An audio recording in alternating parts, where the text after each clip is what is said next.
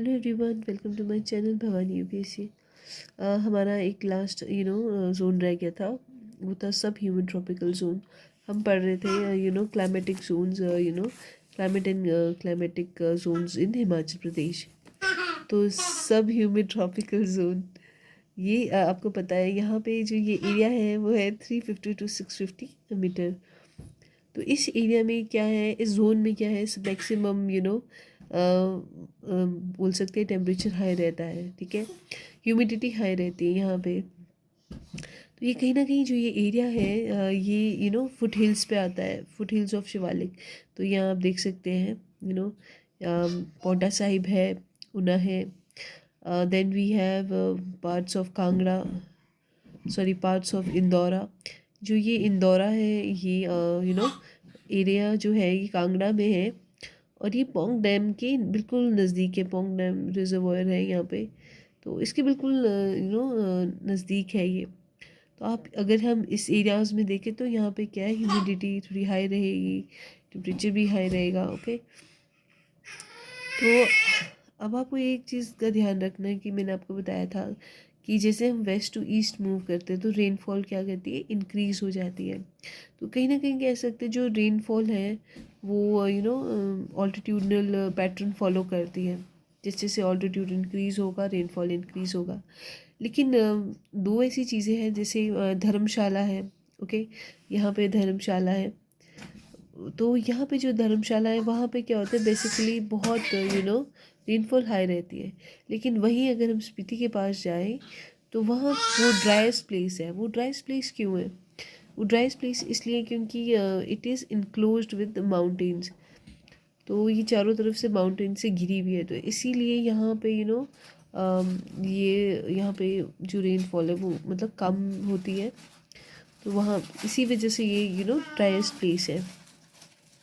Okay, दूसरा मैंने आपको बोला था वेस्ट टू ईस्ट जब हम बढ़ेंगे तो टेम्परेचर क्या होगा, डिक्रीज़ होगा।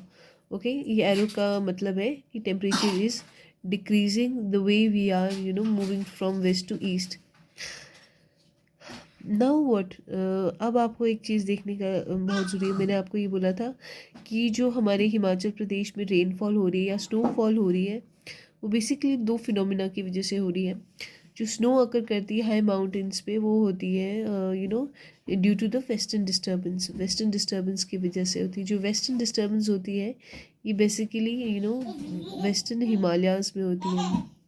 ओके, जो ये वेस्टर्न हिमालयाज़ में है, ओके, वेस्टर्न हिमालयाज़ में होती है। तो वेस्टर्न हिमालयाज़ में दीज वेस्टर्ली, ये कह सकते हैं वेस्टर्न डिस्टर्बेंस एक तरह से वेस्टर्ली विंड्स है जो वेस्टर्न हिमालयाज़ में आकर होती है। तो ये वेस्टर्ली विंड्स बेसिकली बोल सकते हो आप कहीं ना कहीं मिड लैटिट्यूड्स में अकर करती है। ओके, ज़्यादातर मिड लैटिट्यूड्स में ये वेस्टर्न विंड्स अकर होती है। तो ये क्या करती है, वेस्टर्न विंड्स ये कहीं ना कहीं जो एयर प्रेशर है उसको वो उसको डिक्रीज़ कर देती है। लो लो एयर प्रेशर होता है जो वो मतलब ये एक बेसिकली कह सकते हैं जोग्राफिकल फिनोमिना है। तो lower lower air pressure bags जैसे होंगे वो मूव करेंगे एयर में, लो लो भी हाई भी। ओके, तो लेकिन ये जो लो एयर प्रेशर बैग्स होंगे वो क्या होंगे, वो मूव करेंगे टुवर्ड्स द वेस्टर्न हिमालयाज।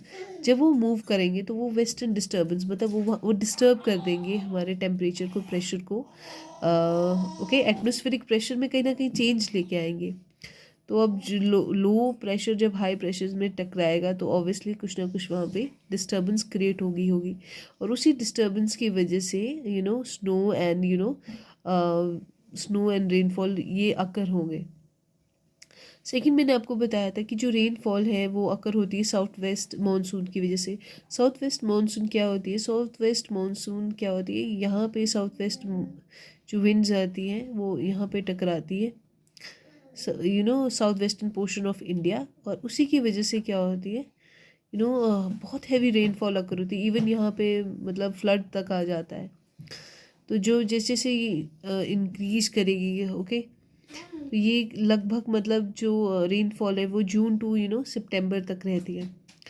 और अगर हम हिमाचल की बात करें तो सब मोस्टली जो रेनफॉल होती है वो जुलाई और अगस्त में मैक्सिमम रेनफॉल होती है। ये जो दो फिनोमिनाज है, जैसे साउथ वेस्टर्न मानसून है या वेस्टर्न डिस्टर्बेंस है, इसको मैं जो बाकी वो फिनोमिनाज है, जोग्राफिकल फिनोमिनाज जैसे जेट स्ट्रीम्स है या ग्रेविटी विंड्स है, इन सब के साथ में आपको एक अलग वीडियो बनाऊंगी, तो उसी के साथ में इन दोनों को भी मतलब इंक्लूड करूँगी और डिस्क्राइब करूँगी। So thank you everyone.